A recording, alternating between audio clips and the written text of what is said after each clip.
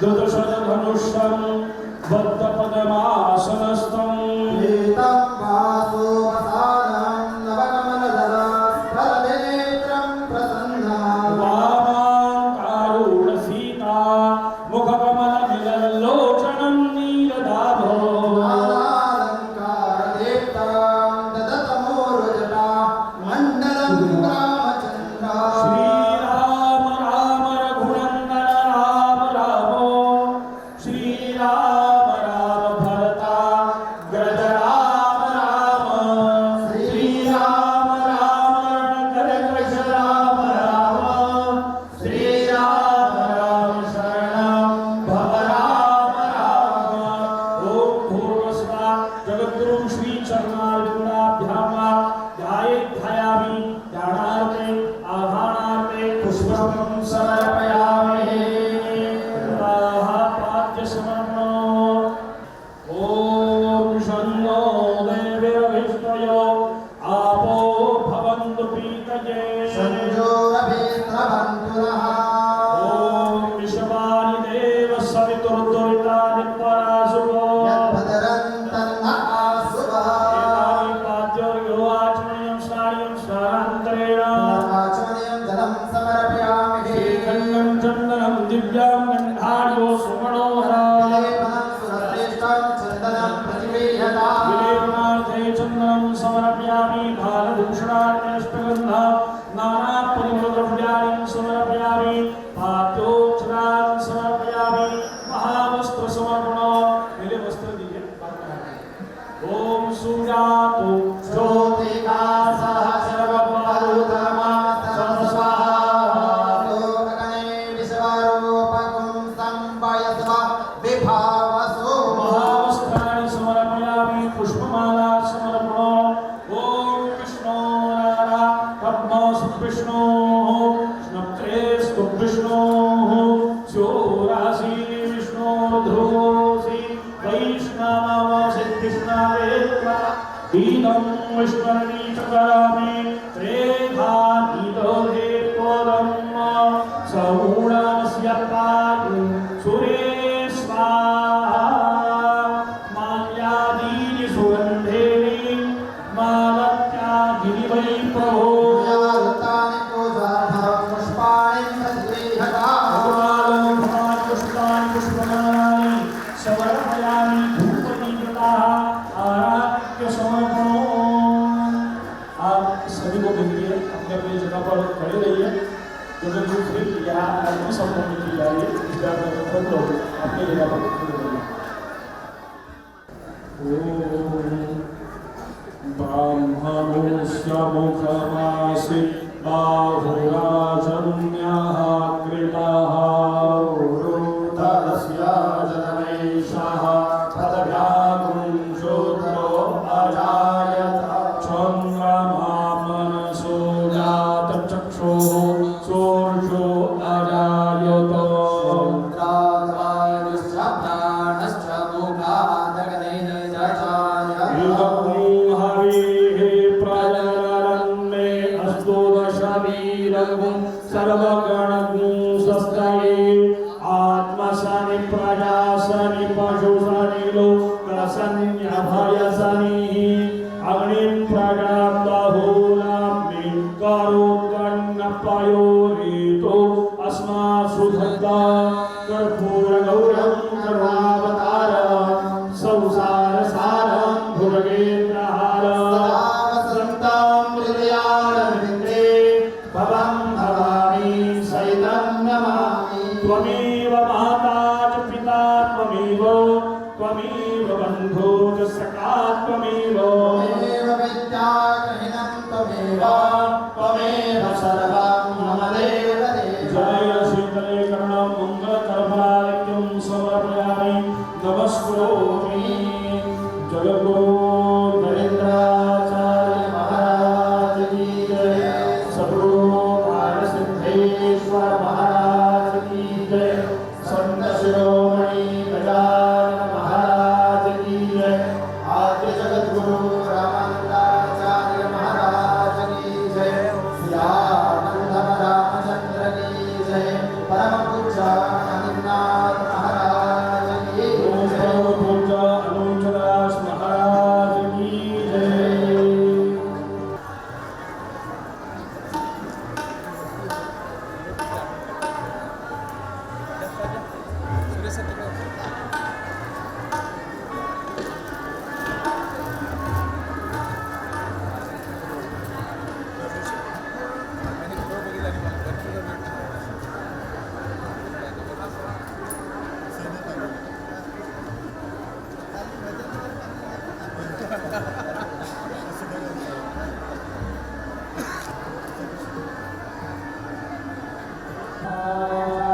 श्री परम गुरुभ्यो नमः। श्री गुरुपादुकाभ्यो नमो नमः।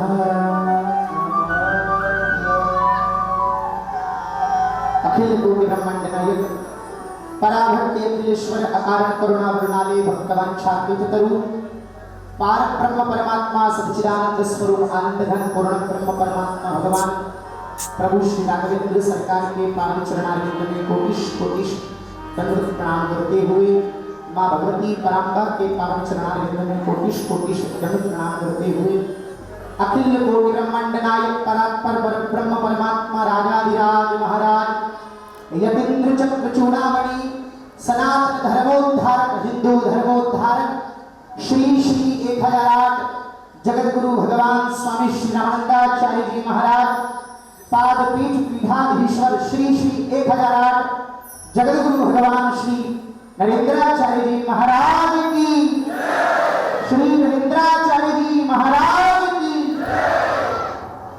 अनंत अनंत रूपेण भगवत कृपा आज मां अम्बा परांबा की हम आप सब पर अनंत अनुकंपा परम कृपा कि आज पूज्य प्रवर जगत गुरु भगवान का पावन पदार्पण इस मरुधर विष्णु समाज के इस दिव्य मंगल पांडाल में समस्त रत्नागिरी के भक्तों को परम आनंद और प्रेम प्रदान करने के लिए अपने पावन दर्शनों के माध्यम से हम आप सबको कृतार्थ करने के लिए श्री ठाकुर जी ने आज अनंत कृपा की कि आज पूज्य प्रवर हम आप सबको दर्शन देने के लिए पधारे हैं। छोटी सी टूटी फूटी वाणी में क्या कहें, पूज्य प्रवर के सामने बोलना सूर्य को दीपक दिखाने वाली बात है, पर फिर भी महाराज श्री जी की अनंत कृपा अनंत प्रेम। 1 वर्ष पूर्व जब रत्नागिरी में श्रीमद् भागवत महापुराण की कथा का आयोजन मरुधर विष्णु समाज के द्वारा हुआ था, तब पूज्य महाराज श्री जी के पावन दर्शन का सौभाग्य दास को प्राप्त हुआ था। और आते समय मार्ग में विचार कर रहे थे कि पूज्य महाराज श्री जी के दर्शन करने जरूर जाएंगे। महाराज श्री जी तो वर्षों की प्रतीक्षा करने के बाद भी किसी को महाराज श्री जी के दर्शन प्राप्त हो जाए तो जन्म जन्मांतरों की पुण्य की बड़ी कृपा है। फिर भी मन में भाव ये रहा कि महाराज श्री जी का दर्शन होगा तो परम कृपा होगी, अन्यथा नाणिज धाम का दर्शन करके ही पूज्य महाराज श्री जी का प्रेम प्राप्त करेंगे। पर अनंत मां अम्बा की कृपा देखिए और पूज्य प्रवर महाराज श्री जी पूज्य जगत गुरु भगवान की अनंत कृपा देखिए कि नाणिज धाम का भी दर्शन प्राप्त हुआ और पूज्य प्रवर श्री सद्गुरुदेव भगवान जगत गुरु स्वामी श्री भगवान का पावन दर्शन और पावन प्रेम और पावन आशीर्वाद भी प्राप्त हुआ। और ऐसा आशीर्वाद प्राप्त हुआ कि रत्नागिरी के इतिहास में मरुधर विष्णु समाज के इतिहास में स्वर्णिम अक्षरों से यह पल लिखे जाएंगे कि आज जिस प्रकार भगवान मर्यादा पुरुषोत्तम प्रभु श्री राम अवध के सुख का परित्याग करके भीलनी की कुटिया पर पधारे थे, केवट के द्वार पर पधारे थे, ऐसे ही पूज्य प्रवर अपने दिव्य नाड़ी धाम से पधार करके आज रत्नागिरी में उस दिव्य अनंत लोक को प्रदान। महाराज श्री जी के पावन चरणों में मैं दास क्या कहूँ, बोल करके यह सबसे बड़ा अपराध है, क्योंकि हमारे भगवान जगत गुरु भगवान हमारी पवित्र परंपरा आदि जगत गुरु स्वामी श्री रामानंदाचार्य जी महाराज भगवान की दिव्य परंपरा से नाड़ी धाम पीठाधीश्वर पूज्य भगवान के पावन चरणों में मैं बैठ करके भाव तो केवल और केवल यह है कि मैं आपके साथ बैठ करके पूज्य महाराज श्री का केवल दर्शन और दीदार प्राप्त करूं, मेरा तो भाव यह है। पर जिस प्रकार छोटा बच्चा तोतली भाषा में बोलता है तो माता पिता को बड़ा अच्छा लगता है। हमारा भाव पूज्य गुरुदेव भगवान के पावन चरणों में भाव कहना तो बहुत को चाहते, पर सारी बातें पूज्य प्रवर के चरणों में अनंतर मन से पूज्य प्रवर गुरुदेव भगवान महाराज श्री जी सब जानते हैं, सर्वांतर्यामी है, इसलिए क्या करें।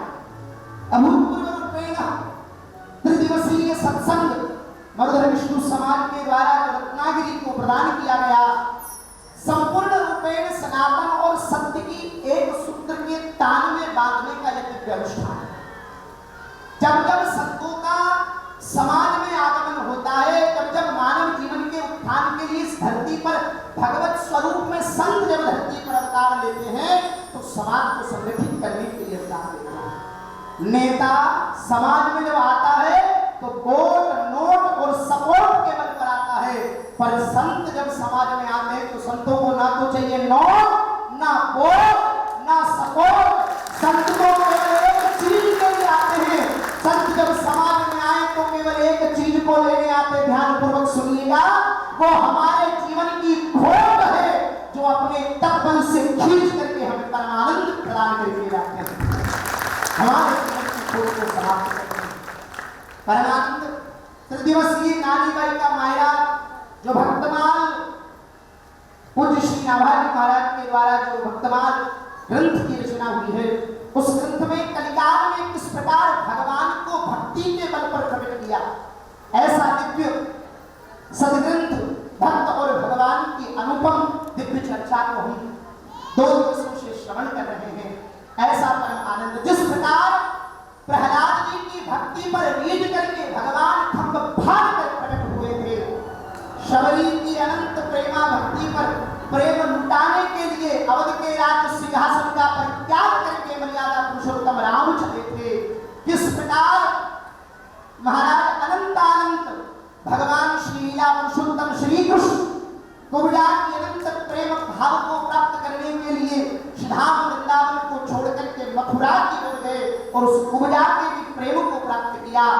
ऐसी ही सिद्ध घटना कलिकाल में इस भूमि पर गुजरात प्रदेश में भक्त श्री नरसिंह मेहता के रूप में जब भगवान प्रकट हुए तो किस प्रकार नरसिंह जी ने जब अपना सर्वस्व परमात्मा को अर्पित कर दिया तो परमात्मा ने भी अपना सर्वस्व नरसिंह मेहता को अर्पित कर दिया।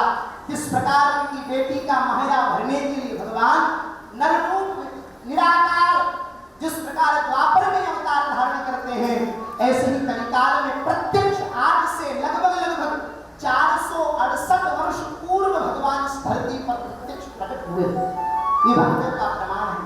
भगवान की भक्ति की बात महाराज भाव की वो मीरा विषय प्यारे को भी कटकट पिलाया करती है, सद्गुरु के भरोसे उस विष को भी देव भगवान अमृत बना करके छोड़ते हैं।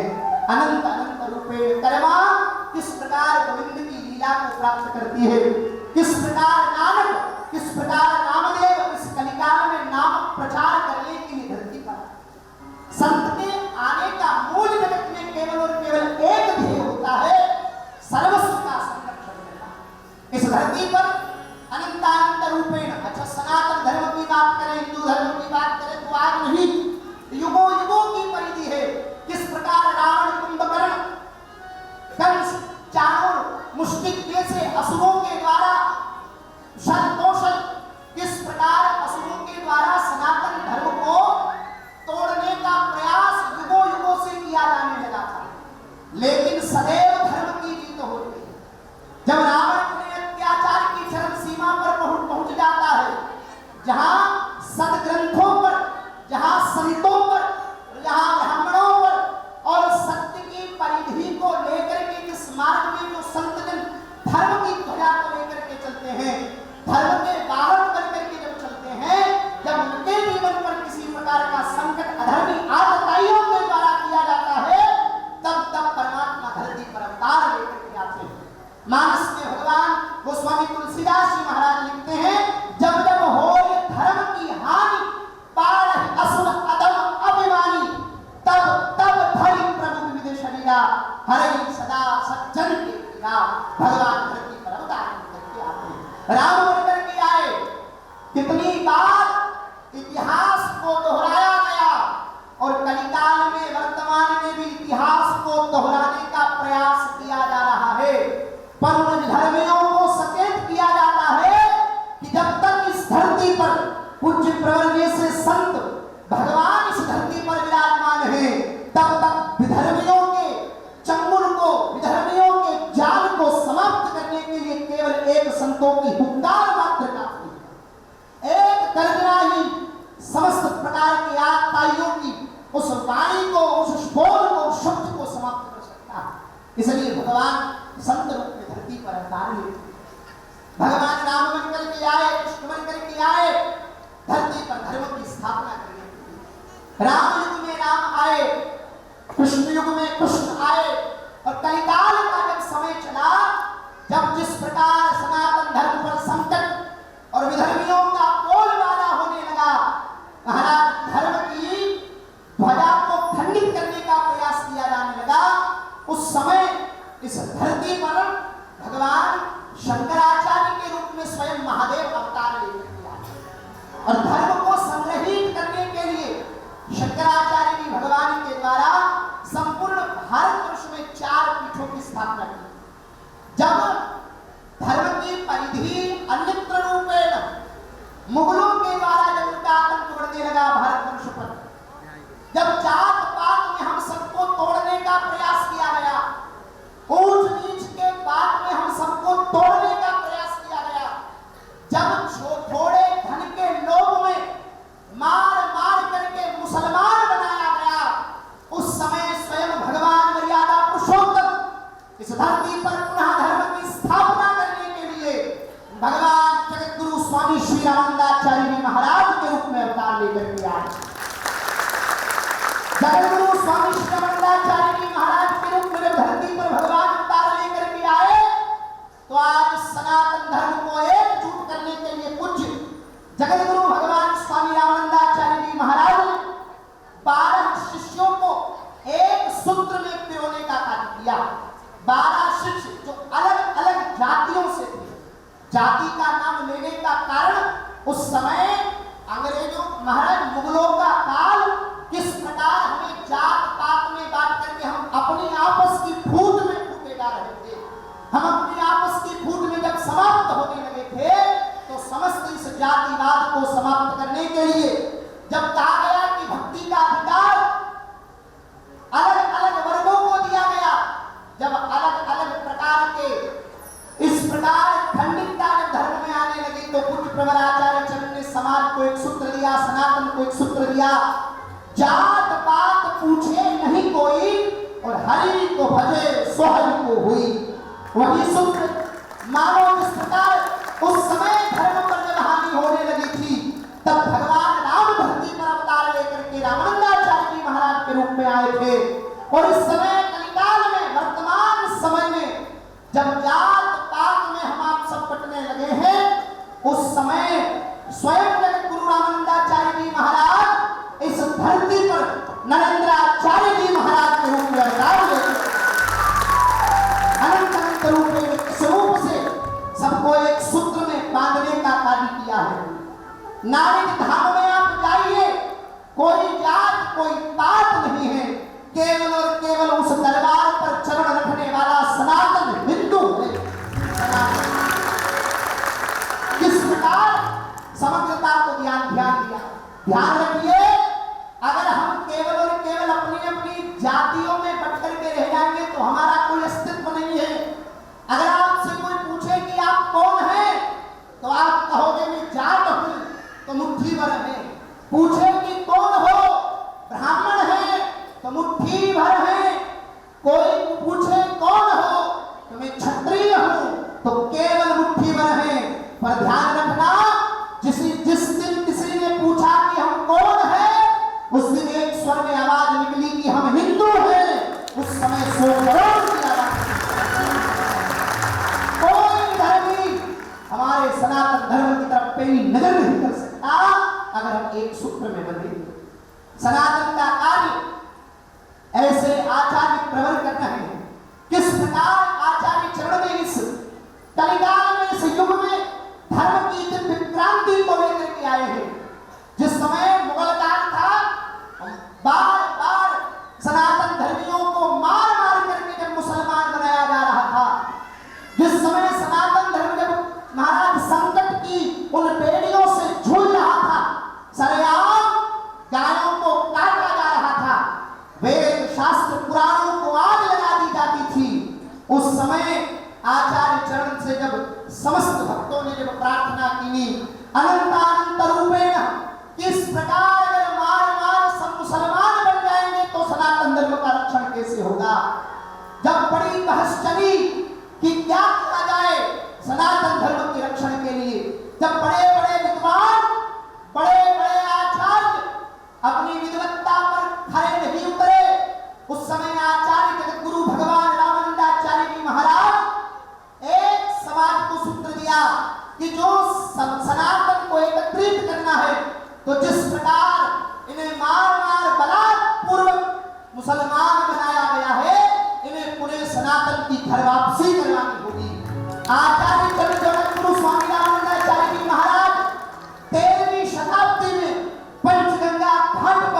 एक तोरण बांध करके, एक श्रीफल को लाल वस्त्र में बांध करके उस द्वार पर बांध करके ऐलान करते हैं कि मैं आज शुद्धिकरण का ऐलान करता हूं, जो इस द्वार से प्रवेश करेगा वो पुनः सनातनी होगा, वो पुनः सनातनी होगा।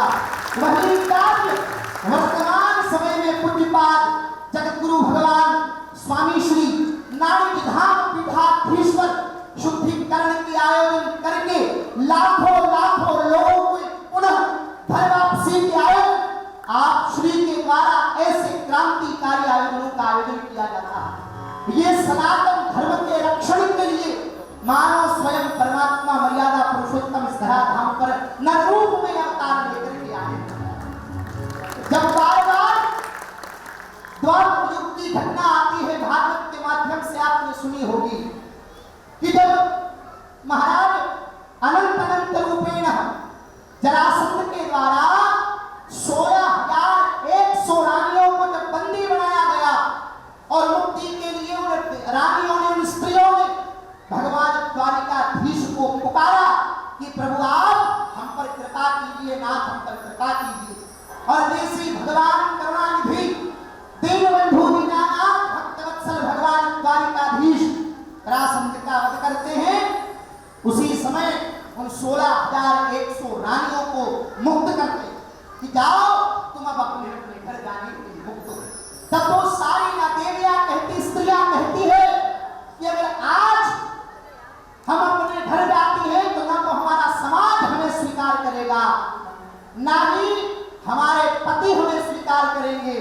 इस दृष्टि पर हमारा जीने का अधिकार नहीं, लोग हमें अक्षुब्ध दृष्टि से देखेंगे।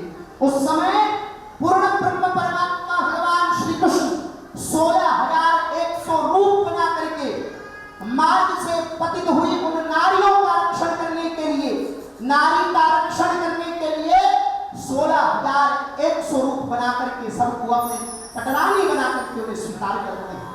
धर्म के लिए उन्हें दिव्य संदेश दिए, साधना करने का संदेश दिया, दिव्य आत्मबोध का संदेश दिया। गुरु बनकर के भगवान विराजे हैं जगत में। जगत गुरु की उपाधि भगवान श्री कृष्ण जब प्राप्त करते हैं उनको 16,100 जो वेद की ऋचाएं हैं उन देवियों को आत्मज्ञान प्राप्त करने का साधन बता करके उनके प्राणपति भगवान। ऐसे ही पूज्य प्रवर आचार्य चरण भगवान श्री जगत गुरु भगवान नरेंद्र आचार्य जी महाराज समस्त जीवों की आत्मा के उत्थान के लिए, हमारे उस दिव्य परम पद को प्राप्त कराने के लिए अपने दिव्य तप, अपने दिव्य साधना के बल पर आत्मा से साक्षात्कार कराने का जो अनंत रूप में हम आप सब पर उपकार करते हैं, तो यही पूर्ण जगत गुरु की उपाधि वर्तमान समय में श्री कृष्ण की भूमिका भगवान जगत गुरु भगवान नरेंद्र आचार्य जी धर्म का सतत रक्षण भगवान अनंत अनंत रूपेण इस धरती पर सतत करते हैं। ध्यान रखिए, ये समय हम आप सबके एक होने का समय है, ये संगठित होने का समय है।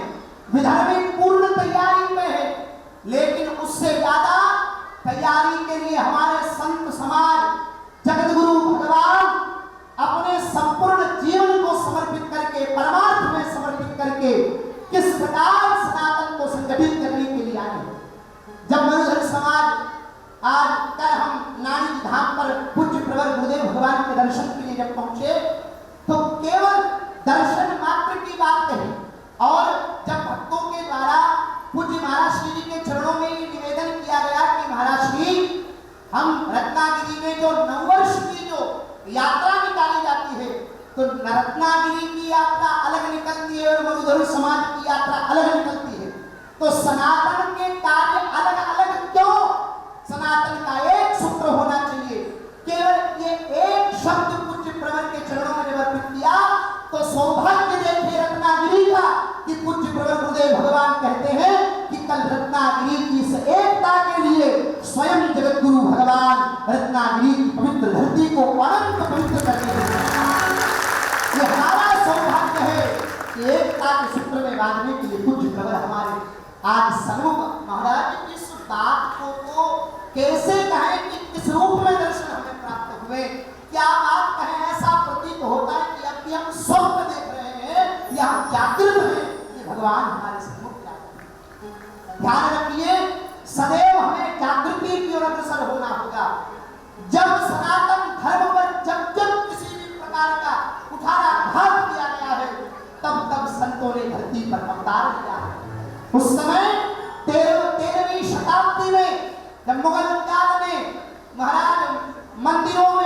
घंटी घड़ियाल बंद कर दिए गए बनाना, शब्दों की ध्वनि पर प्रतिबंध कर दिया गया।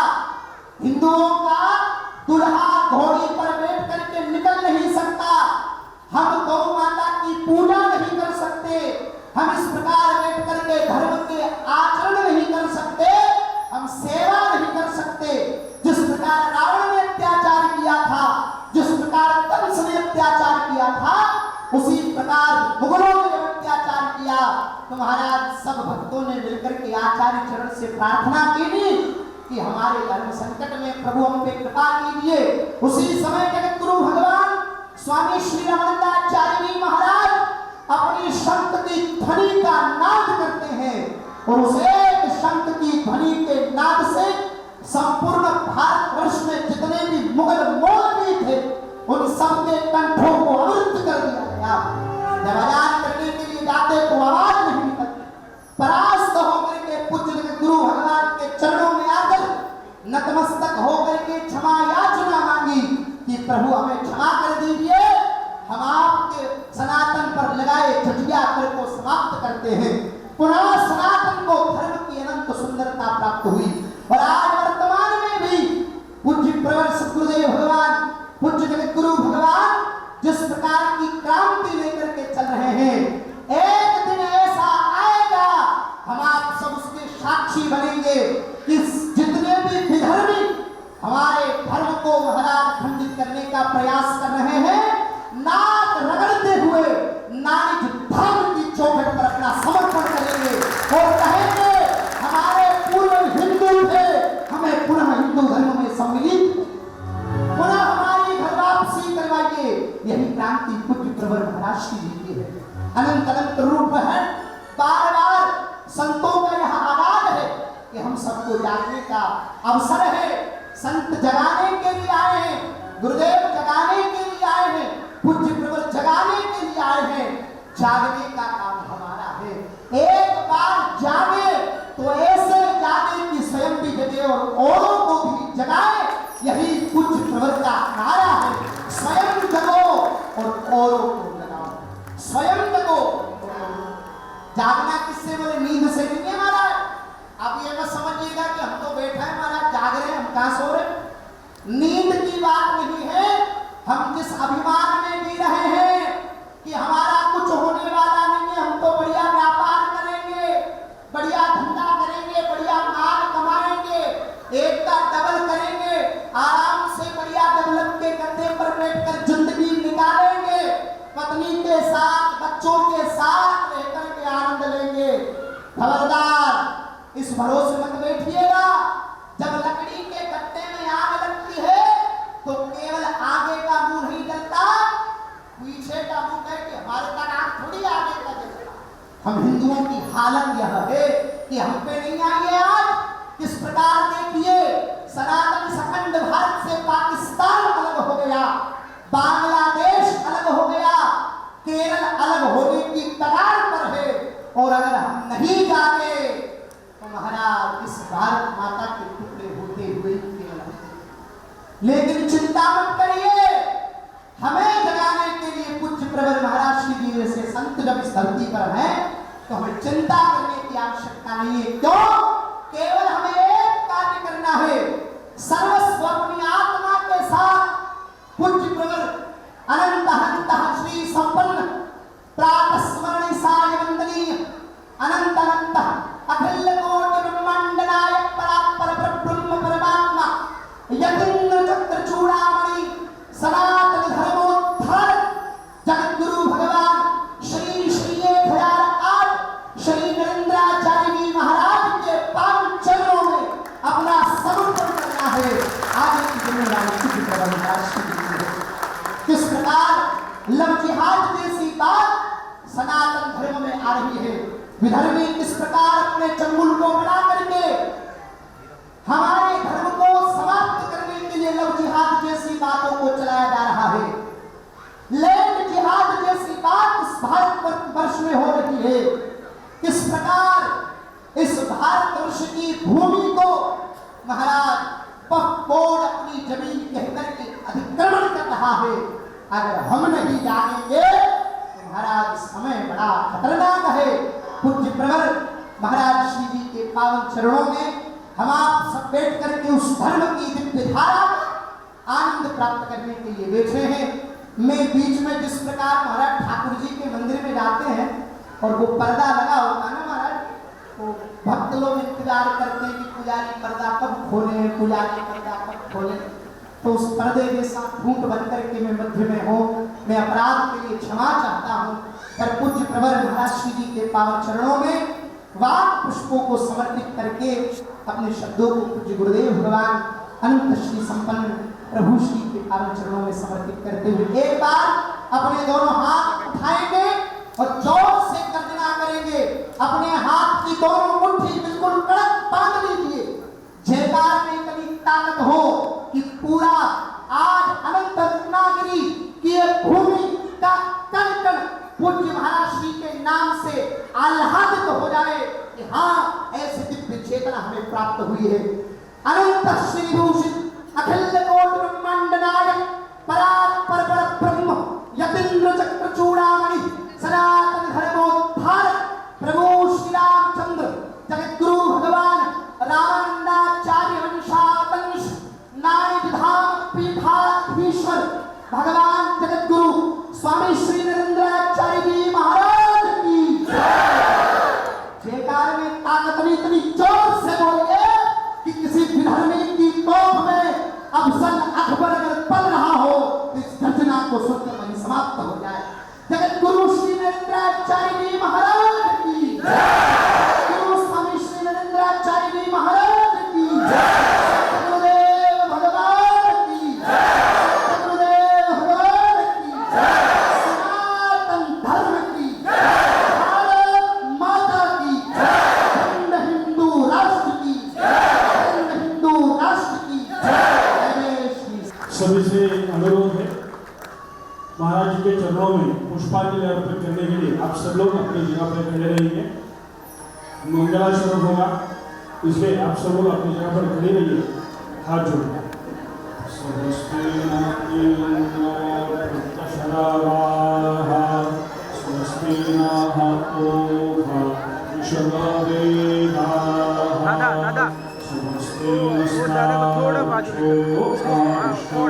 एक मिनट के लिए स्वस्तिनो बृहस्पतिर्दधातु चतुर्थ जातः समीह सेततो नो अभयं गुरुशन्नः प्रजाभ्यो भयन्नः शुभ्याः। अनंत कोटि ब्रह्मांड नायक महाराजाधिराज योगीराज संत शिरोमणि गजानन महाराज समर्थ सद्गुरु कार सिद्धेश्वर महाराजाना विशेष कृपा पात्र ज्ञानबोध स्वरूप सर्व भक्त लोक रक्षक भक्त प्रतिपालक भक्ताभिमानी हिंदू धर्म संरक्षक विशिष्टाद्वैत तत्वाभिमानी प्रभु रामचंद्र स्वरूप सर्व स्वतंत्र तंत्र सर्व काम फलप्रद संसार पारावार तारक करुणाकर विग्रह सच्चिदानंद कंद धर्म उद्धार का अवतार सर्वभूत हृदय सर्वभावैक्यगम्य शक्तित्रय स्वरूप निरुपम वैभव सार्वभौम आद्य जगद्गुरु रामानंदाचार्य स्वरूप अभेद परिपूर्ण हिंदू जगन्मान्य आद्य जगद्गुरु रामानंदाचार्य नाणीद धाम पीठाधीश्वर जगद्गुरु रामानंदाचार्य श्री स्वामी नरेंद्राचार्य जी महाराजाना विजय तेतराम विजय तेतराम विजय तेतराम। श्री गुरुदेव सभी को अनुरोध है अपने अपने जगह पे बैठ जाइए। मैं जगद्गुरु श्री के चरणों में विनती करता हूँ, आपके वाणी से हमें कृतार्थ करिए।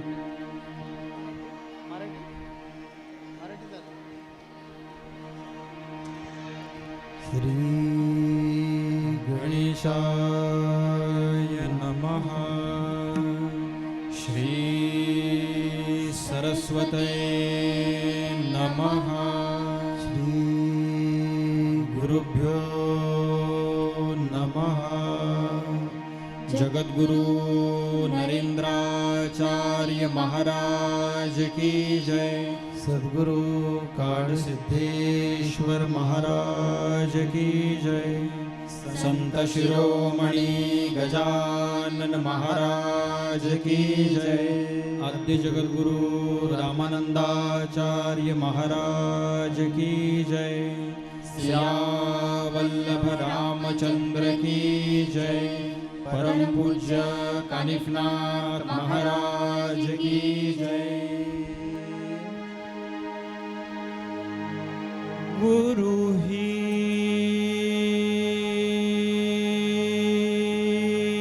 दाता है,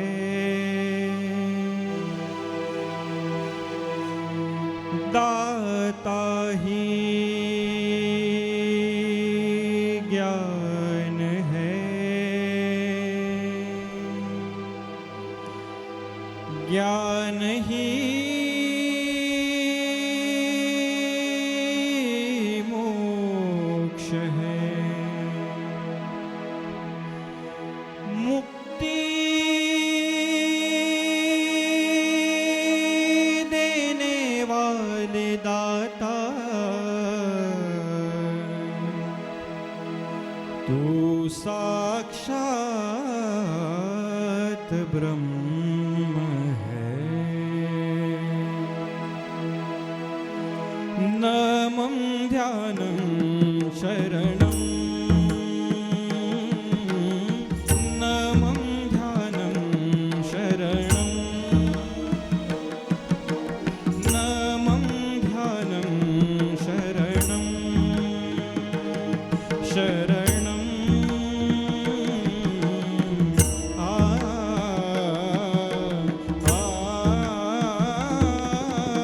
नमं ध्यानं शरणं, नमं ध्यानं शरणं।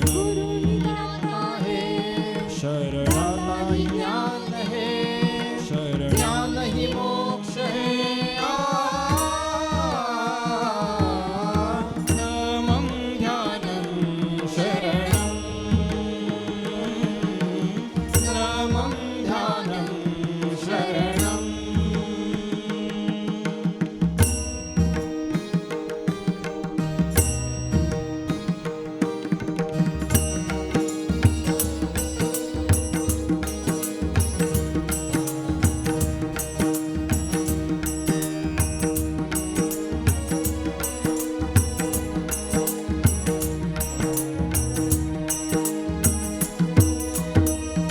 गुरु गगन में,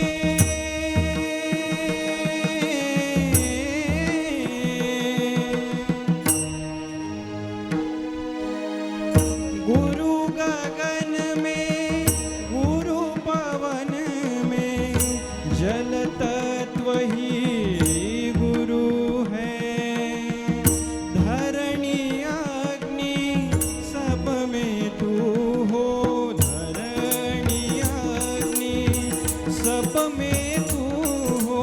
ए मालिक तू कण कण में, यहाँ वहाँ भटके हम।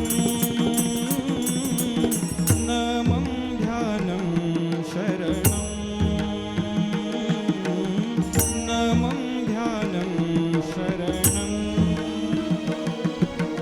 नमं ध्यानं शरणं, नमं ध्यानं शरणं। दाता ही ज्ञान है, ज्ञान ही मोक्ष है। नमं ध्यानं शरणं, नमं ध्यानं शरणं।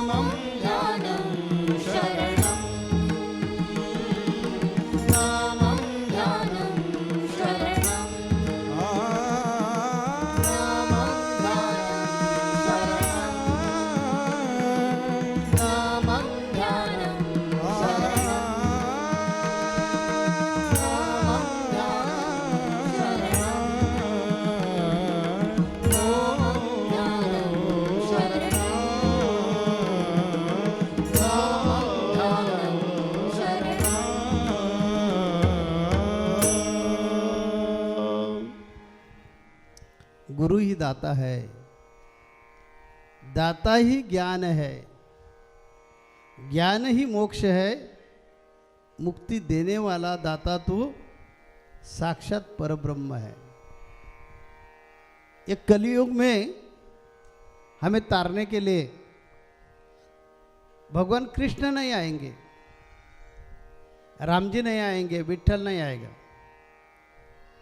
हमारे जैसे नरसिंह मेहता है, मीराबाई है, वैसे संत के रूप में भगवान आएगा। और हमारा जो सनातन धर्म है, धर्म के बारे में अगले पार्ट में हम बोलने वाले।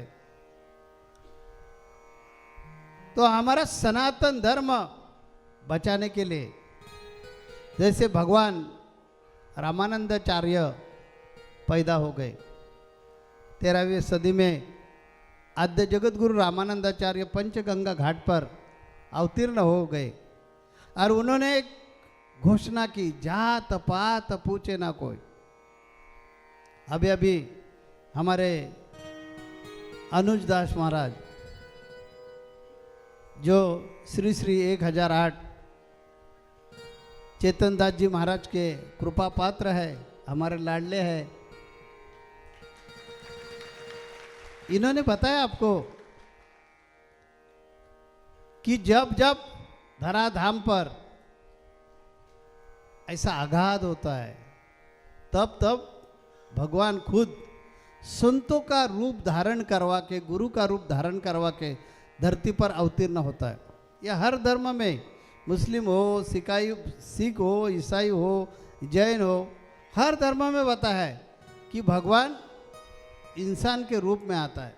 इसी कारण तो गुरु नानक जी ने कहा है ना, गुरु रूप इंसान नहीं है, वो तो स्वयं परब्रह्म है, वो है चारों धाम, भजलो गुरु का नाम भैया, भजलो गुरु का नाम।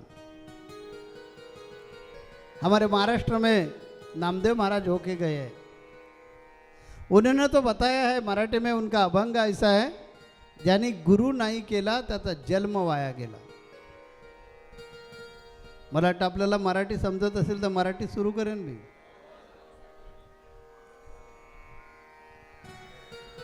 तर संत नामदेव महाराजांनी सांगितलं की ज्याने गुरु नाही केला त्याचा जन्मच वाया गेला म्हणून सांगितलं। हिंदू धर्मामध्ये 16 संस्कारांना फार महत्त्व आहे। जन्माला आल्यानंतर अगदी आपल्या अंत्येष्टीपर्यंतचे जे विधी, महाराज जी आपको समझता नहीं है ना, थोड़े थोड़े बाद में बोलते हैं। हम कुंभ में जब हमारा अखाड़ा होता है, उधर ही बगल में ही हम उनको लेकर ये करते, जगह देते हैं कि इन पर विशेष प्यार है हमारा। अभी 2027 में आपको नासिक में दिखेगा। तर जोपर्यंत जीवनामध्ये गुरु नाहीत तोपर्यंत मोक्ष नाही। आहार निद्रा भय मैथुन सर्व योनी समसमान, परंतु मनुष्य देहीचे ज्ञान अधिक जाण सर्वांचे।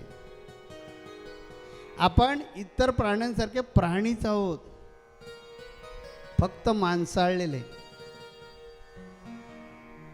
त्या माणसाळलेल्या वृत्तीला म्हणतात मानवतावाद। आपल्याला भगवंताने बुद्धी दिले जी बाकीच्या कुठल्याही प्राण्याला आपल्यासारखी बुद्धी नाही आहे। आपल्याला कर दिलेत, हात दिलेले आहेत, या हाताने असे कर्म करा की हा मनुष्य जन्म जो मिळालेला आहे तो मुक्ती साधण्यासाठी दिलेला आहे। मुक्तीचे 4 प्रकार आहेत, सलोकता, स्वरूपता, समीपता आणि सायुज्यता। तुम्ही महाराजांच्या सहवासात आहात, इथे किती मारवाडी समाज मोठा आहे। आपल्यासारख्या एवढ्याच लोकांना नरसिंह मेहतांचं आख्यान ऐकावं महाराजांच्या मुखातून असं का वाटलं? तर ज्यांच्या नशिबामध्ये ते असतं त्यालाच ते प्राप्त होतं। त्यात तुम्ही सलोक देत आहात, ही सलोखता दिवसेगणिक वाढवाल त्या तुम्ही समीपतेमध्ये जाल. समीपता म्हणजे देवाच्या जवळ जायचं आहे. आपल्या आचरणानं सेवा, साधना आणि आचरण हे मुक्तीसाठी 3 मार्ग आहेत. सेवा करा, माझी शिकवण आहे, तुम्ही जगा, तेच महाराजांनी सांगितलं मगाशी, आणि दुसऱ्याला जगवा. आणि अशा प्रकारची सेवा करून इतकी ती सेवा उच्च कोटीची करा की हे मी केलं, मी प्याऊ डालला, मी अमुक केलं, हे मनातलं काढून टाका. त्या ती उच्च कोटीची साधना होते. आणि निगर्वीय राहा, हे आचरण असलं पाहिजे. मी देणारा कोण नाही, त्या भगवंताच्या कृपेनं माझं मोठं दुकान चाललेलं आहे. हे भगवंता मला अशा प्रकारची ताकद दे की मला सतत दान धर्म करता आला पाहिजे. कारण आपण जे काही कमवतो त्यातलं काही पर्सेंटेज हे इतरांसाठी वापरा. आपला जो जन्म आहे तो 3 गोष्टींसाठी आहे. पहिली गोष्ट आहे प्रपंच करा, नीटनेटका प्रपंच करा. कारण हा प्रपंच तुम्ही जर व्यवस्थित केला नाही तर कुत्र्यामध्ये, मांजरामध्ये, गाढवामध्ये, घोड्यामध्ये आणि आपल्यामध्ये फरक काय? ज्ञानेश्वर महाराजांनी सांगितलं, आहार, निद्रा, भय, मैथुन सर्व योनी समसमान, परंतु मनुष्य देहीचे ज्ञान अधिका जाण सर्वांचे. म्हणजे आपल्याला इतर प्राण्यांपेक्षा बुद्धी अधिक आहे. त्या बुद्धीचा उपयोग करून उत्तम प्रकारचा प्रपंच करा. पैसे कमावताना बिनधास्त पैसे कमवा, अजिबात लाजू नका. पण त्या कमवलेल्या पैशावर फक्त माझा, माझ्या बायकोचा, माझ्या मुलांचा फक्त अधिकार आहे हे विसरा. त्याच्यावर अधिकार समाजाचा पण आहे. त्यामुळे जे काही कमावतो त्यातलं काही विशिष्ट पर्सेंटेज समाजासाठी खर्च करा, दीन दुबळ्यांसाठी खर्च करा, दुःख पीडितांसाठी खर्च करा. आणि खर्च केल्यानंतर ही अपेक्षा जर ठेवलं नाहीत माझं नाव लागलं पाहिजे, तरच ते पुण्य होतं. आणि जर तुम्ही सतत डिव्हिडंड घेतच राहिलात तर फक्त मुद्दलच राहणार आहे. म्हणून नाव कधीच लावायचं नाही. म्हणून आपल्या हिंदू धर्मामध्ये असं सांगितलेलं आहे की गुप्तदान, मंदिरामध्ये पेटी असते, गुप्तदान करा. जे दान केलं तर त्याला ठाऊक आहे, त्या गोपालकृष्णाला ठाऊक आहे कुणी किती दान केलेलं आहे. ते नाव कशाला पाहिजे. म्हणून दान धर्म करून समाजासाठी सुद्धा जगलं पाहिजे. दुसरं कर्तव्य आहे माणसाचं, समाजासाठी जगा. म्हणजे पहिलं सांगितलं प्रपंचासाठी जगा, दुसरं सांगितलं इतरांसाठी जगा. महाराज, मी काशीला गेलो होतो आणि तिथे 5 लोकांना जीव घातलं. कुणाला? वाईफ म्हणजे बायको, 2 मुलं, माझ्याबरोबर आई होती तिला, आणि बाबांना. तो दानधर्म होतो का? दानधर्म असा करा की जो दुःख पीडित असेल, जो गरजू असेल, जो अडचणीत असेल त्याला मदत करा. तुम्ही सगळे लोक इकडे आलेले आहात, माझेच आहात. मी गुरु या नात्यानं माझी सगळे तुम्ही लेकरं आहात, सगळे चेलेच आहात माझे. इथे जे आलेले आहात, धंदा उद्योग करतात, दुसरा बंधू धंदा उद्योग करताना खाली पडत असेल त्याला हात दिला पाहिजे, मदत केली पाहिजे आणि त्याला सावरलं पाहिजे. हे काम आहे तुमचं. जो दुःख पीडित आहे त्या दुःख पीडिताचं अश्रू मी नाही पुसणार तर कोण पुसणार? अशा प्रकारची आपली वृत्ती असली पाहिजे, तेव्हा ते पुण्य लागतं, ती साधना होते. आपल्याला ऐकून माहिती असेल, कदाचित नसेल सुद्धा, आम्ही प्रत्येक प्रकल्प जो आमचा चालू आहे तो फुकट आहे. इथे नाणी जवळच आहे, तुम्ही येत नाहीत तिकडे, आलं पाहिजे आश्रमावर. ॲम्ब्युलन्स सेवा आहे. एक एक गाडी 20-20, 22-22 लाख रुपयाची आहे. गाडी आमची, ड्रायव्हर आमचा, डिझेल आमचं, सगळाच खर्च मेंटेनन्सपासून आमचा. ॲक्सिडेंट झाला की जायचं, उचलायचं, पेशंटला घेऊन जायचं नाही, ॲडमिट करायचं आणि त्याचा जीव वाचवायचा. तो कुठल्या जातीचा, धर्माचा, रामानंदाचार्यांचं ब्रीदच आहे ना, जात पात पूचे नकोय. आज जवळजवळ 17 ते 18 हजार लोकांचे जीव त्या सेवेमुळे वाचलेत. अशा अनेक अनेक सेवा आहेत. तर मानवी जीवनाचं हे कर्तव्य आहे की त्यांनी काय केलं पाहिजे की समाजासाठी जगलं पाहिजे. तिसरं कर्तव्य आहे या जन्मामध्ये मोक्ष मिळवला पाहिजे. या चराचरामध्ये चैतन्य स्वरूपामध्ये मीच आहे अशा प्रकारचा साक्षात्कार स्वतःमध्ये घडवून घेणार. त्यावेळी पुनरुपी जनन, पुनरुपी मरण, पुनरुपी जननी जठर संपणार. नाहीतर परत परत परत परत परत परत जन्माला येणार. 4 लाख वेळा माणूस परत परत जन्माला येतो. आपल्याला इथून मृत्यू आला की आपण खाली नीच योनीमध्ये कधीच जाणार नाही, कारण तुम्ही सलोकतेमध्ये आहात. त्यामुळे गाढव, कुत्रा, घोडा अशा योनीमध्ये जाणार नाहीत जन्माला. तुम्ही परत मनुष्य जन्मालाच येणार. अशी संधी भगवंत 4 लाख वेळा देतो. म्हणून ही जी संधी मिळाली, या संधीचं सोनं करा. गुरुदेवांवर प्रेम करा. त्यांनी सांगितलेल्या मार्गाने जा. ते सांगतील त्या मार्गानं. असं अध्यात्मामध्ये सांगितलं जातं की गुरूंच्या समोर दगड व्हा. मला काहीच समजत नाही असं समजा, तर जीवनाच्या पाठीवर लिहिता येतं. येतानाच पाठी भरून घेऊन आलो असलं, लिहिणार काय? म्हणून आमचे चैतन्यदासजी यांनी जे अनुजदासना जे पाठवलेलं आहे मार्गदर्शन करण्यासाठी, हे गुरु परंपरेतूनच आलेले असतात. ते ज्यावेळी बोलतात ते नुसते एकटे बोलत नाही, ते लक्षात घ्या. त्यांच्या पाठीमागे गुरु परंपरा बोलत असते. आपला रामानंदी संप्रदाय, रामानंदाचार्य संप्रदाय, त्या गुरु परंपरेतून तुम्हाला ते मार्गदर्शन करतायत. ते मार्गदर्शन ऐकून आपल्या जीवनाचं आपण सोनं करून घेतलं पाहिजे.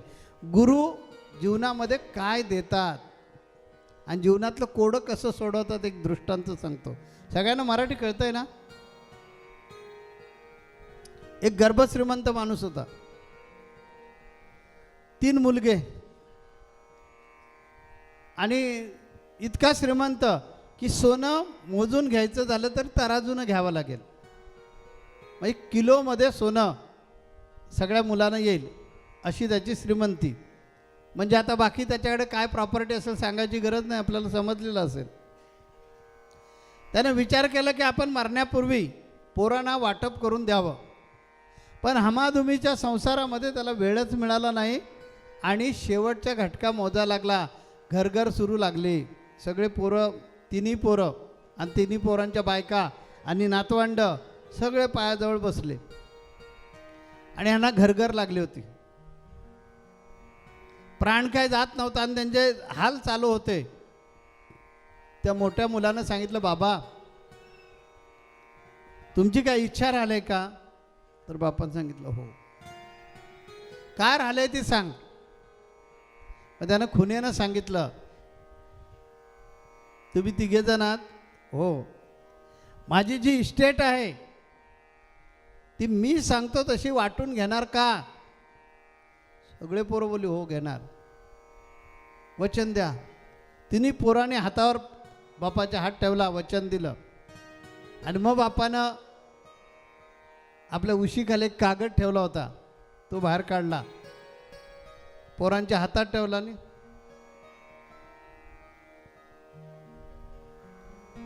गेल्यानंतर 10-12 दिवस झाले आणि मग पै पाहुणे आले. त्यांच्यासमोर बापानं काय चिठ्ठी दिले ती बघावी म्हणून उघडली. त्याच्यामध्ये लिहिलेलं होतं की माझ्या इस्टेटीचे फक्त 2च हिस्से करायचे. त्यातला 1 हिस्सा मोठ्या मुलाला द्यायचा. उरलेला एक हिस्सा बघा कोडा आहे. विचार करणे उत्तर द्या. मी विचारणार तुम्हाला सगळ्यांना प्रश्न. माझी जी इस्टेट आहे त्या इस्टेटीचे 2 समान भाग करायचे आणि समान भाग केल्यानंतर त्यातला एक हिस्सा मोठ्या मुलाला द्यायचा. असं विचाराल तुम्ही का म्हणून एक का त्याला तिघेजण समान का नाही केले? तर मोठ्या मुलानं माझ्या खांद्याला खांदा लावून ही सगळी इस्टेट कमवलेली आहे.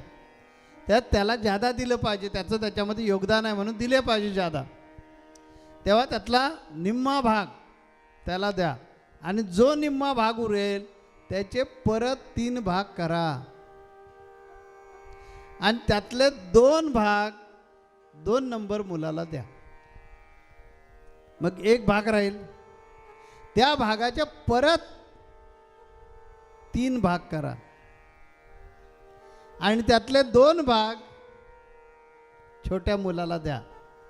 किती भाग उरेल? 1 उरेल.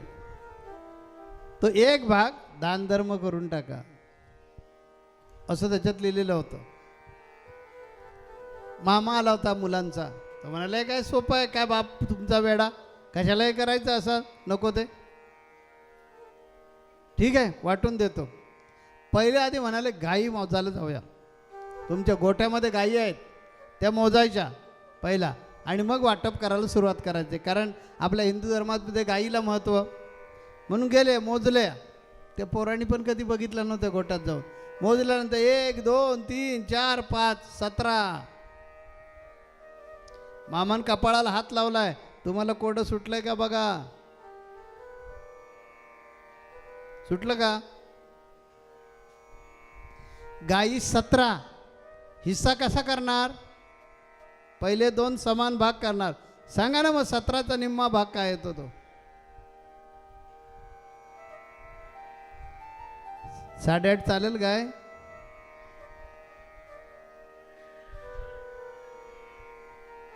बाप जातानाच कोडं घालून गेलं ना. 8.5 गाय घेतली पाहिजे. कारण धाकटा म्हणाला मला एवढाच मिळणारा हिस्सा चालणार नाही. बाबांनी सांगितलं, वचन दिलंय तुम्ही, म्हणून बाबांनी सांगितलं मी ऐकणार, पण सांगितल्याप्रमाणेच वाटा झाला पाहिजे. मामा सांगत होता, अरे मग मोठ्यालाच दिले ना, 1 गाय देऊन टाकूया ना त्याला, चालणार नाही. निम्मा म्हणजे निम्मा हिस्सा. आता करणार कसं? बघा कोणाला सांगता येत असेल तर 1 गाय कुणाला तरी द्यायची नाही आहे. सोनं देणार का? सोनं देणार का? ते 1 गाय वाटायला तयार झाले. सोनं देऊ शकतो का आपण? नाही देणार ना, किलोन येईल ना. मग आता सोडवायचा कसा हा प्रश्न? बराच विचार केला. सगळे आलेले तज्ज्ञ लोक म्हणाले काय विचित्र बाप तुमचा होता, जाऊ दे. मोठा मुलगा म्हणाला, बाप मामा तू टेन्शन घेऊ नकोस, आम्ही तसे 3ही भाव चांगले आहोत एकमेकांबरोबर, आमचं पटणार नाही त्यावेळी बघू, तोपर्यंत राहू दे वाटप. आणि निघून गेलं मामा. वाटप तिथेच राहिलं. कारण बाप मरतानाच असा गुंता करून गेला. 17 गायी ठेवून गेला ना. 8.5 गाय घेणार कशी? थोडे दिवस गेले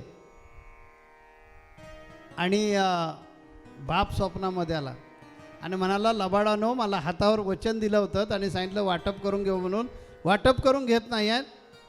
3 पोरांना एकच स्वप्न, आता काय करायचं? मोठा मुलगा म्हणाला, हे बघा असा प्रश्न पडला असता तर बाबांनी काय केलं असतं? काय केलं असतं? त्यांच्याकडे गेले असते. बाबा गुरु महाराजांकडे गेले असते ना, मार्ग विचारला असता. आता काय करायचं? आपण तेच करतो की नाही? तिघांनाही पटत, जाऊया म्हणाले. 3घे जण निघाले. ज्या गावी त्यांचे गुरु महाराज बाबांचे होते तिकडे गेले.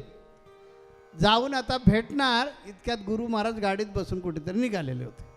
ह्या तिघांना बघितल्याबरोबर गुरुना पण हुंदका आला आणि हे पण रडायला लागले. गुरु महाराज म्हणाले, हो मी नंतर येऊन भेटतो, मी गडबडीत, मला प्रवचनाला जायचं आहे. पण हे बघ ए शिवराम, ती एक ह्याच्या वडिलांच्या नावची गाय आहे ना, ते ह्यांना देऊन टाक.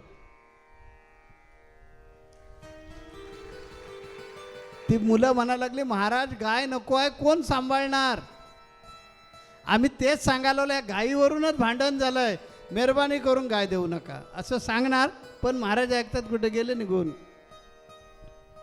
आता तो शिवार आला ना, गुरु आज्ञा पालन करायला पाहिजे. शिवानं आपली ती गोठ्यातली एक गाय होती ती घेऊन आला आणि त्याची दोरी त्या पोरांच्या हातात दिली. ओ नको आहे ना आम्हाला, ही गाय सांभाळणार कोण? आमचा आधी गायीमुळेच झालाय प्रॉब्लेम, मग ही कोण सांभाळणार?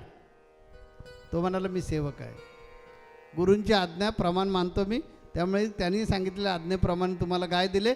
तुम्हाला जर झेपत नसेल तर मी येतो तुमच्याबरोबर, गाय घेऊन येतो, पण गाय घ्यावी जावंच लागेल.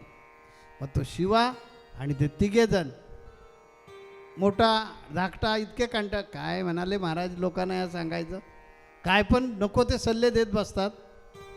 आता आमचा प्रॉब्लेम एवढा निर्माण झाला, त्याच्यात हे आणखीन कशाला गाळ्यात घातलं? जाऊ दे. मधला मुलगा होता तो समंजस, तो म्हणाला बघ ह्याच्यात काहीतरी गम्य असणार, आपण घेऊन जाऊया. आणि त्या शिवाला बोलून काय उपयोग आहे? गुरु आज्ञा झालेले, बाबांनी घेऊन गेले असते ना, घेऊन जाऊया. गेले, गाय गोट्यात बांधली, शिवाला वगैरे मान सन्मान केलं, शिवा निघून गेला. आणि धाकटा म्हणाला दादा कोडं सुटलं.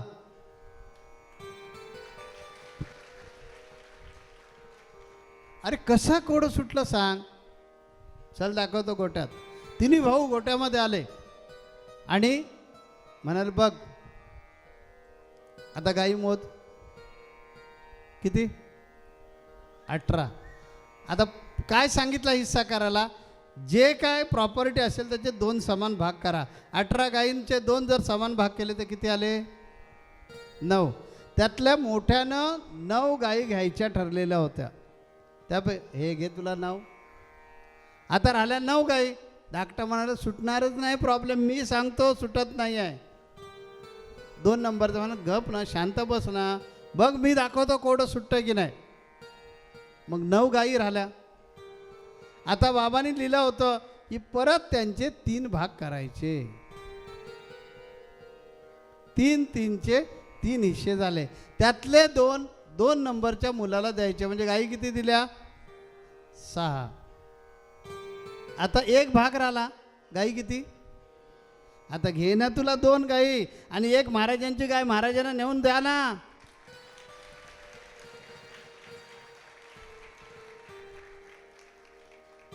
असं काम करतात गुरु. रडता पडता कोठही अडता तोच नेतसे पार, गुरुविन नाही दुजा आधार. म्हणून जीवनामध्ये गुरु आवश्यक आहे. त्यांच्यावर प्रचंड प्रेम केलं पाहिजे. आपण जीवन जगत असताना आपल्या हातून अनेक प्रकारच्या चुका घडत असतात. त्या चुकांना कंट्रोल करण्यासाठी, त्या चुका दाखवण्यासाठी अशा गुरूंची गरज असते. म्हणून हे असे सप्ते केले पाहिजेत. आपण आपल्या उद्योगधंद्यामध्ये व्यस्त असतो आणि या व्यस्त दिनचर्येतून आपल्या रीती, आपले रिवाज, आपले संस्कार, आपली संस्कृती सगळंच विसरतो. आता त्या विषयाकडे मी येतो, पण तत्पूर्वी ज्यांच्याबद्दल आज कथा चाललेल्या आहे त्या नरसिंह मेहताना एक पुष्प वाहूया शब्दसुमनानं आणि आपण पुढे जाऊया.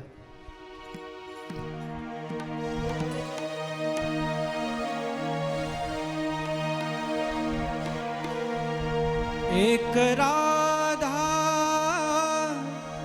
एक मीरा दोनों ने शाम को चाहा, अंतर क्या दोनों की चाह में बोलो, अंतर क्या दोनों की चाह में बोलो. एक प्रेम दीवानी एक दरस दीवानी, एक प्रेम दीवानी एक दरस दीवानी. एक राधा एक मीरा दोनों ने शाम को चाहा,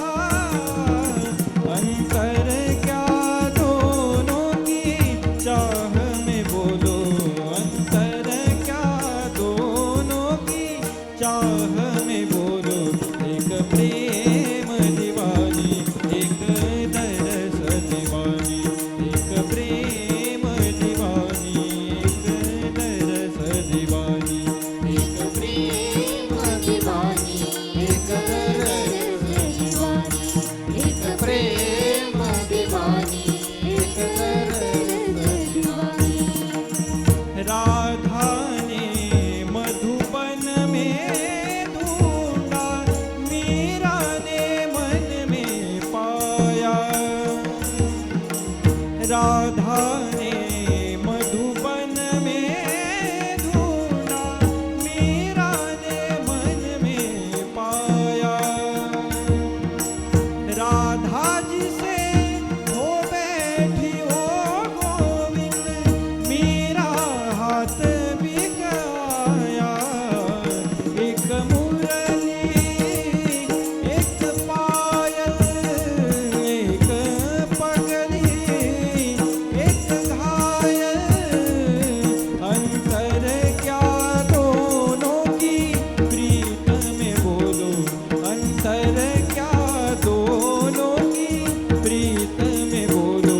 एक सूरत लुभानी एक मूरत लुभानी एक सूरत लुभानी एक मूरत लुभानी एक प्रेम दीवानी एक दरस दीवानी एक प्रेम दीवानी एक दरस दीवानी। मीरा के प्रभु गिरधर नागर राधा के मन मोहन।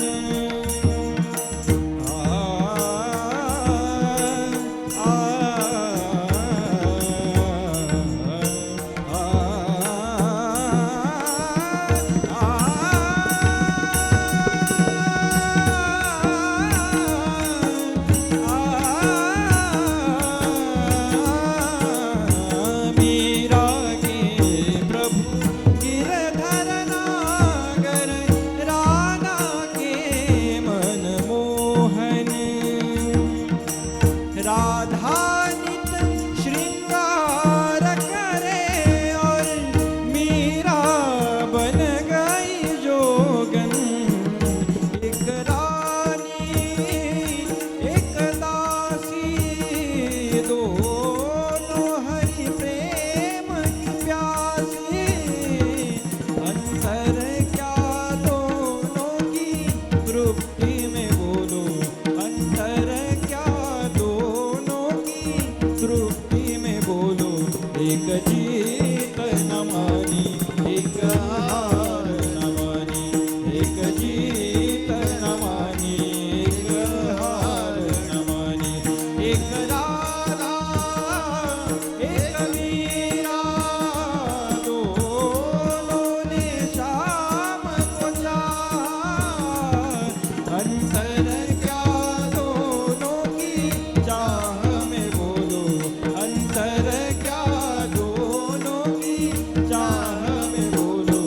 एक प्रेम दीवानी एक दरस दीवानी एक प्रेम दीवानी एक दरस दीवानी एक प्रेम दीवानी एक दरस दीवानी।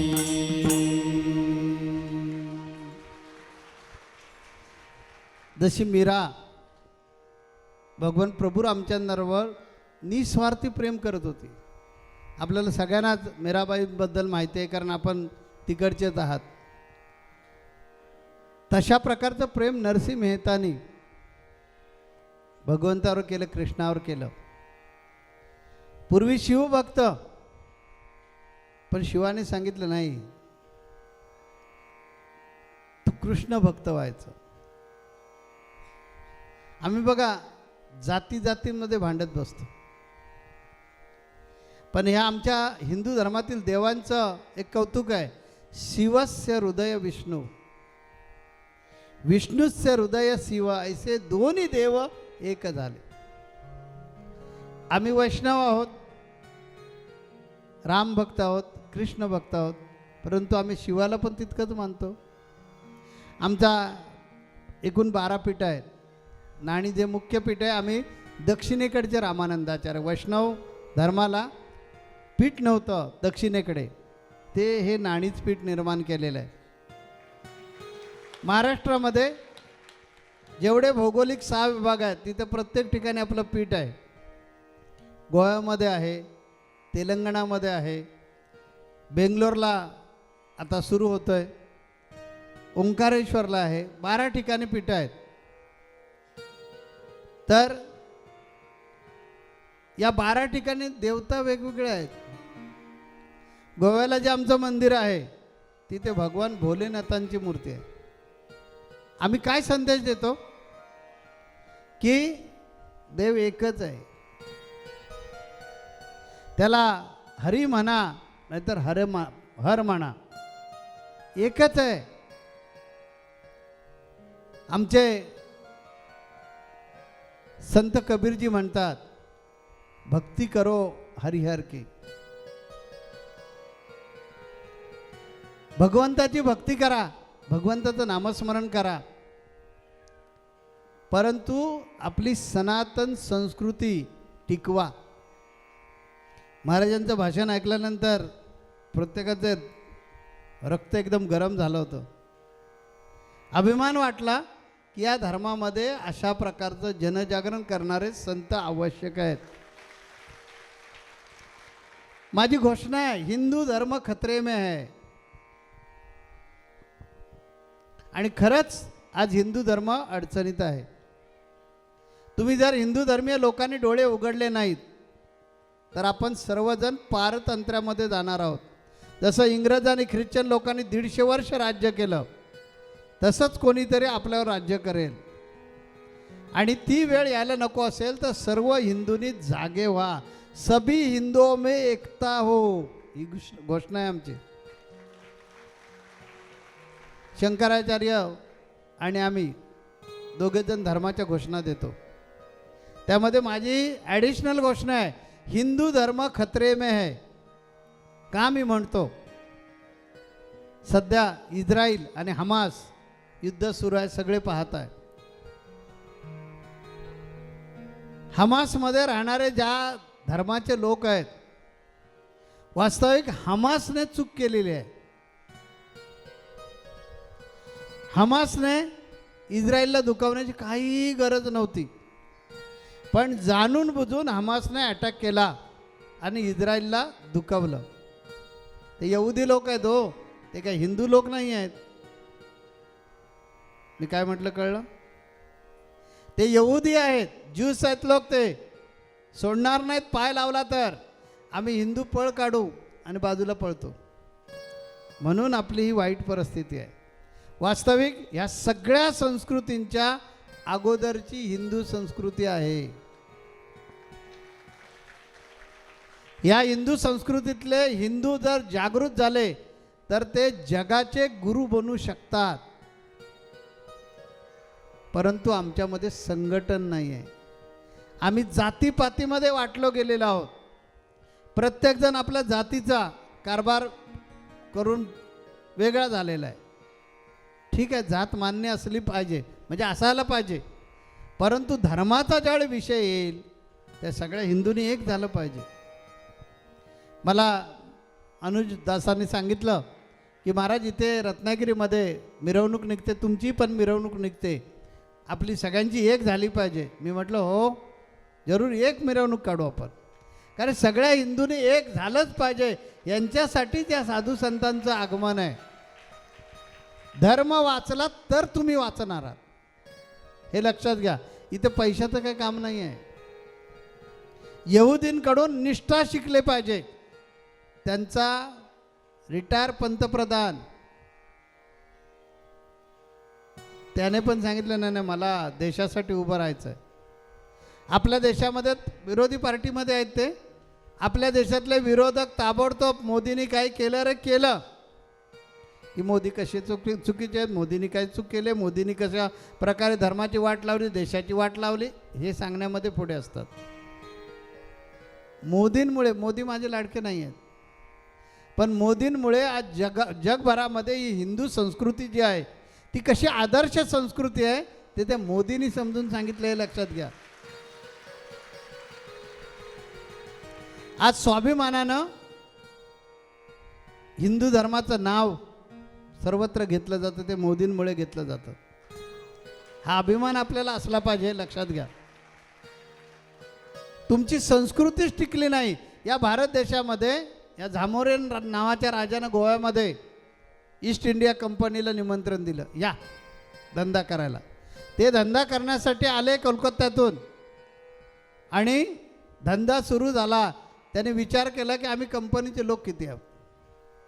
इथे जर राज्य करायचं असेल तर पादरीनं आणलं पाहिजे. म्हणजे त्यांच्या धर्मगुरूंना ते घेऊन आले आणि ते त्यांनी काम सुरू केलं. पाव टाकला चल हिंदू बाटला, असं बाटवून हिंदू धर्माचं विघटन केलं. म्हणून त्यांना इथे 150 वर्ष राज्य करणं शक्य झालं. इतिहासातून आपण जर शिकणारच नसू तर आपल्यासारखे शहाणे आपणच आहोत. म्हणून धर्मासाठी एक व्हा, धर्मासाठी संघटित व्हा. विरोधी पक्षाचा नेता म्हणतो की मला देशाला गरज आहे, मला गेलं पाहिजे देशासाठी, आणि तो हातात बंदूक घेतो आणि इस्रायलमध्ये सध्याच्या पंतप्रधानाच्या खांद्याला खांदा लावून युद्धाला उभा राहिला आहे. आज वेगवेगळ्या देशांमध्ये हे यहुदी विस्तारलेले आहेत, ते आपल्या देशाकडे निघालेत. आम्ही पळ काढला असता, आम्ही अमेरिकेत सुखरूप आहोत, कशाला जायचं भारतात युद्ध सुरू झालं आहे तर. आम्ही चायनामध्ये आहोत, तिथे चांगला धंदा चाललेला आहे, जायचं कशाला भारतामध्ये, युद्ध सुरू झालं आहे आणि तिथे धोक्यात जीव घालायला कशाला जायचं. ते यहुदी आपल्या देशाकडे निघालेले आहेत सगळेजण. का? आज माझी गरज माझ्या देशाला आहे. धर्माबद्दल बिलकुल कट्टर. आणि म्हणून एक यहुदींचा एवढासा छोटासा देश, आजूबाजूला 12, 13, 14, 15 देश आहेत, त्यांच्याबरोबर एका वेळेला त्या आघाड्यांवर लढतात. का? तर राष्ट्रप्रेमापेक्षा त्यांना धर्माभिमान आहे, धर्माबद्दल स्वाभिमान आहे. बघा त्यांचे जे बंदी करून ठेवलेले लोक आहेत त्यांना ते सोडून आणतात की नाही बघा. ते नाही सोडणार म्हणजे नाही सोडणार. हमासची वाट लावून टाकतील की नाही बघा. धर्माबद्दल जाज्वल प्रेम आपल्याकडे असलं पाहिजे. आज विचार करा, आम्ही हिंदू हिंदू हिंदू हिंदू म्हणतोय. जगात मला असा एक तरी देश दाखवा की तो हिंदूंचा देश आहे. एक जगात बोललो मी, म्हणजे जगामध्ये भारत देश पण येतो. आपण म्हणाल की आमचा भारत हिंदू देश आहे, नाही, निधर्मवादी देश आहे. आपलं संविधान सांगतं की निधर्मवादी देश आहे. मग जगात एकच होता नेपाळ देश, तोही गेला. मग जगामध्ये एकही हिंदू राष्ट्र नाही. आणि उद्या जर समजा अशा प्रकारे आज जो इस्रायलवर अटॅक झाला आहे, अशा प्रकारे ज्यावेळी तुम्ही मोठे होता ना, मोदी जे आहेत हे मोदी तुम्हाला घेऊन जाणार पुढे. आज आपली आर्थिक स्थिती जी होती ती फार खालावलेली होती. आज आपण कुठल्या स्तरावर आलो. त्यामुळे हळूहळू तुम्ही जेव्हा प्रगती करता, आज अंतरिक्षामध्ये किती प्रगती केली आपण, प्रत्येक क्षेत्रामध्ये आपण प्रगती करत चाललेलो आहोत. विरोधक जाणून बुजून त्याचं क्रेडिट मिळवू देत नाहीत. राजकारण हा माझा विषय नाही, धर्मगुरू म्हणून मला बोलायचं आहे की हा जो देश आहे तो प्रगतीकडे चाललेला आहे आणि त्यामुळे त्याला जास्त धोका आहे. कालपासून टी व्हीवर सुरू झालेलं आहे की G20मध्ये जे मोदींनी घोषणा केली त्यामुळे हा प्रकार चालू झाला. इस्रायल वॉर जे सुरू झालं आहे ते त्याच्यासाठीच झालं आहे की भारत देशाला मोठं करू द्यायचं नाही. जर भारत देश मोठा झाला तर तो जगातील अनेक देशांना बरोबर घेईल आणि जगामध्ये शांतता प्रस्थापित करेल. आणि तीच दुष्ट कंस, चाणूर, महाराजांनीच नावं घेतली होती मगाशी, अशा आज पण कंस आहे, चाणूर आहे, जरासंध आहे, हे कुठेही गेलेले नाहीत, फक्त नावं बदललेले आहे. कुणी हमास नाव घेतलेलं असेल तर कुणी आणखीन काय वेगळं नाव घेतलेलं असेल. पण हे दुष्ट लोक जगामध्ये कधीही शांतता प्रस्थापित करू देणार नाहीत. आणि यांच्यापासून वाचायचं असेल तर संघटित व्हा. नाहीतर एक वेळ अशी येईल की ना घर का ना घाट का. आपल्या देशावर संकट येणार 100%. कारण तुम्ही ज्यावेळी उंच होत जाता ना त्यावेळी तुम्हाला ऊन वारा पाऊस सहन करावाच लागतो. जशी जशी देशाची प्रगती होत चाललेली आहे, आज आपल्या देशाला जगाच्या राजकारणामध्ये विचारात घ्यावं लागतं. पूर्वी गृहीत धरलं जायचं, हा फरक आहे. पूर्वी आपल्याला गृहीत धरलं जायचं, आता त्याचा विचार करावा लागतो. भारत देशाचं मत काय जगाच्या राजकारणामध्ये, हे जे सगळं आहे हे आपल्या संघटित होण्याचा प्रकार आहे. म्हणून हिंदूंनी सगळ्यांनी संघटित व्हा. महाराज एकदम तेज बोललेले आहेत म्हणून मी थोडं कमी बोललो आहे. अनुजदास जे आहेत त्याने आपल्याला जे सांगितलेलं आहे ते सत्य आहे. जग जे आहे जगाच्या दृष्टिकोनातून आपल्याला एकही देश नाही आहे. आणि इथे जे आपण काही आहोत, आपण संघटित झालो नाही. आपण जातीपातीमध्ये आता नवीन एक प्रकार जास्त वाढत चालला आहे, आरक्षण. ही परदेशी लोकांची खेळी आहे. जाती जातींमध्ये भांडण करत ठेवायचं, सुंद उपसुंदासारखं त्या सुंदरीसाठी भांडायचं आणि एकमेकांचे जीव घ्या जेणेकरून खिळखिळीत व्हाल. आणि हिंदू इथून तिथून कधीही संघटित होणार नाही.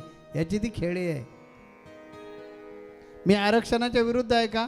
बिलकुल नाही. पण एकाच्या ताटातून काढल्यानंतर दुसऱ्याला वाईट वाटणारच आहे. तेव्हा ह्या खेळी समजून घेतल्या पाहिजेत. शाळा कॉलेजमध्ये जे शिकवलं जातं, धर्म कसा संपेल, आपण कसे संपून जाऊ, आपण संघटित कसे राहणार नाही, याचा पूर्ण प्लॅन करून जगाचं राजकारण चाललेलं आहे. आणि म्हणून आपण डोळे उघडणं गरजेचं आहे. आणि अशा साधू संतांच्या सहवासात येऊन संघटित राहणं गरजेचं आहे. जर तुम्ही एकत्र राहिलात, धर्माचं रक्षण तुम्ही केलं, तर धर्म तुमचं रक्षण करणार आहे. आणि तुम्ही जाऊ दे आपल्याला काय घेणं देणं नाही, माझा मुलगा, माझी बायको, माझं घर, माझं दार, बस, असा विचार केला तर संपणार आहोत आपण. म्हणून जागे व्हा. आणि सगळ्या हिंदू धर्मीय लोकांनी इथून तिथून सगळ्यांनी एकत्र झालं पाहिजे, संघटित झालं पाहिजे, धर्माचं रक्षण केलं पाहिजे,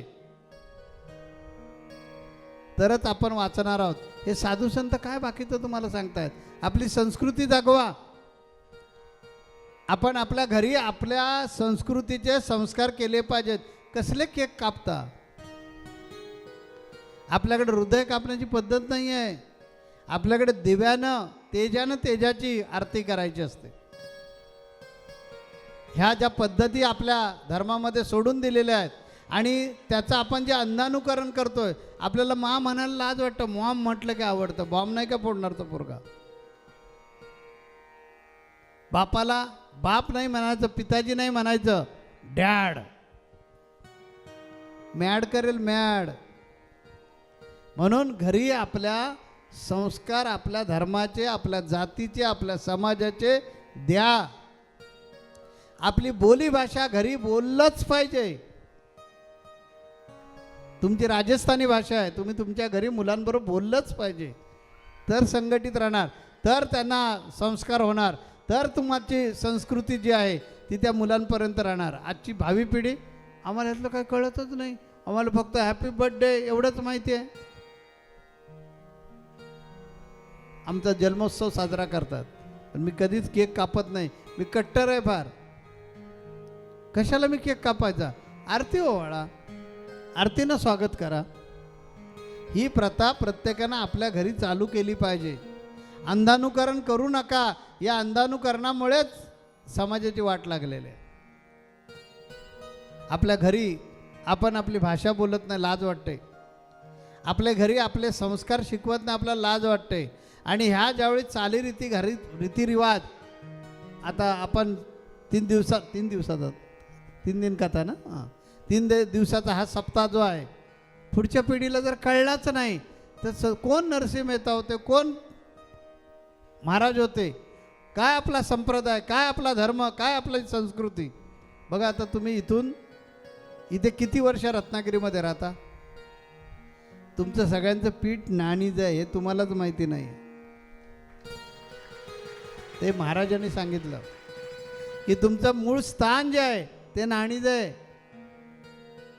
आद्य जगद्गुरू रामानंदाचार्यांची उत्तराधिकारी परंपरा आम्ही चालवतोय. म्हणजे आम्ही आद्य जगद्गुरू रामानंदाचार्य आहोत. म्हणून हा धर्मदंड आहे आमच्या हातामध्ये. तेव्हा आपले संस्कार, आपली संस्कृती याचं जतन करा. गुरुना शरण या. तुम्ही कुठेही प्रसंगात असा तिथून हाक मारा. गुरु आपल्याला पावतोच पावतो. माझी शिकवण आहे, दिवसातून फक्त 10 मिनिटं वेळ काढा आणि तुम्हाला जे आवडेल त्याचं नामस्मरण करा. आणि स्वप्नात सुद्धा कुणाचं वाईट चिंतू नका. अनुभूती येते की नाही बघा. अनुभव तुम्हाला आलाच पाहिजे. जीवनामध्ये वेगळ्या प्रकारचे प्रसंग येतात. या प्रसंगामध्ये आपण चुकीचे मार्ग स्वीकारण्याची जास्त शक्यता असते. म्हणून भक्ती करायचे. भक्तीमध्ये विज्ञान आहे. भक्तीमुळे आपल्यामध्ये संयम वाढतो. जर संयम वाढला तर उतावळीपणा बंद होईल. धंदा उद्योग करणाऱ्या माणसाला संयमाचीच आवश्यकता आहे. शांत डोकं ठेवून धंदा केला पाहिजे. समयसूचकतेची आवश्यकता आहे. प्रगल्भतेची आवश्यकता आहे. साधक बाधक विचार करण्याची आवश्यकता आहे. नेतृत्व करण्याची आवश्यकता आहे. अशा अनेक गोष्टी आपल्याला भक्ती देते. भक्ती करणं ही अंधश्रद्धा नाही आहे. आणि म्हणून ही भक्ती करा आणि मनाचं संवर्धन करून त्या भगवंताच्या चरणाजवळ राहा. तोच आपला उद्धार करणार आहे. तुम्हाला सर्वांना सुख, संपत्ती, समृद्धी, ऐश्वर्य लाभू दे. ओम त्र्यंबके अजामहे सुगंधिम पुष्टिवर्धनम पूर्वारुकमेव वंदनान मृत्युर्मोक्षयमामृतात धनधान्य समृद्धिरस्तु शुभम भवतु. एक आम्ही गजर घेणार आहोत आणि माझ्या वाणीला विराम देणार आहोत. सगळ्यांनी टाळ्या वाजवायच्यात म्हणायचं.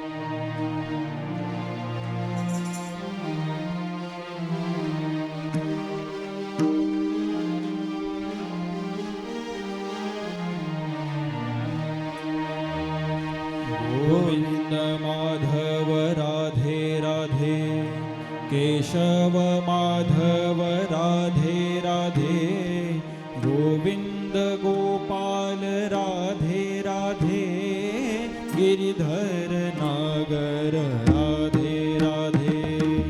गोविंद माधव राधे राधे, केशव माधव राधे राधे, गोविंद गोपाल राधे राधे, गिरिधर नागर राधे राधे. गोविंद माधव राधे राधे, केशव माधव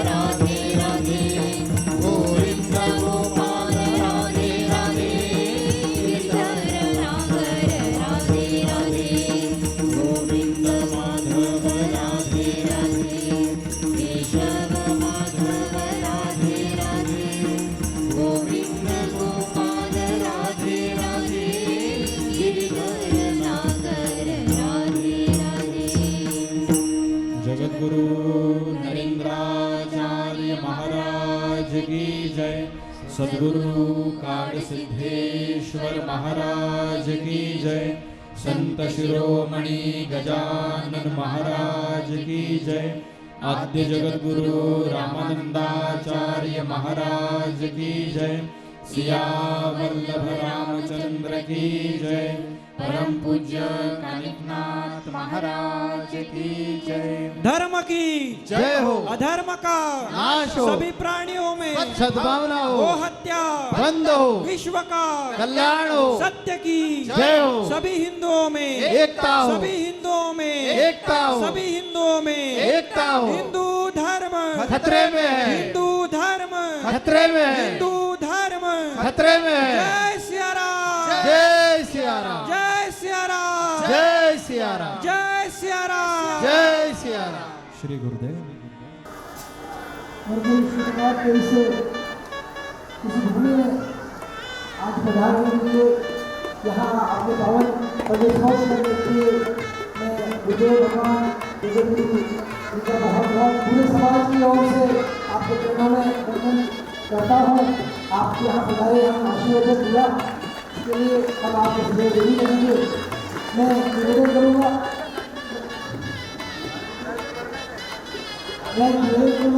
हमारे समाज के वर्तमान अध्यक्ष शांति भगवती जी का परिचय है।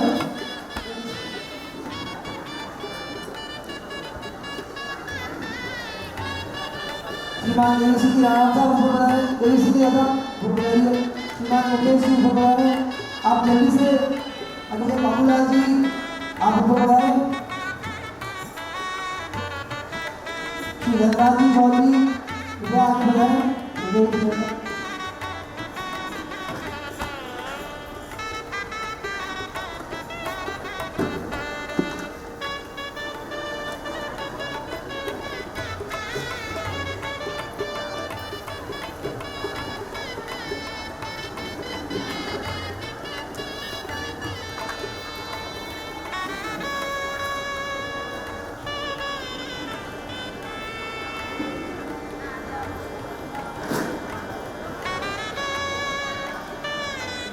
श्रीमान खरदाराम जी कृपया बोल रहे हैं।